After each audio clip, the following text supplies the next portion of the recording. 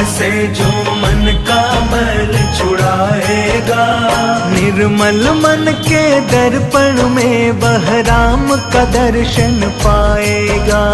निर्मल मन के दर्पण में वह राम का दर्शन पाएगा। राम नाम के साबुन से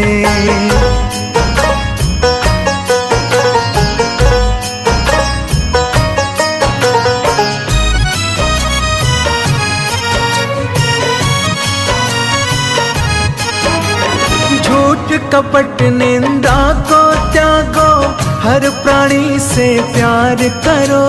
झूठ कपट निंदा को त्यागो, हर प्राणी से प्यार करो।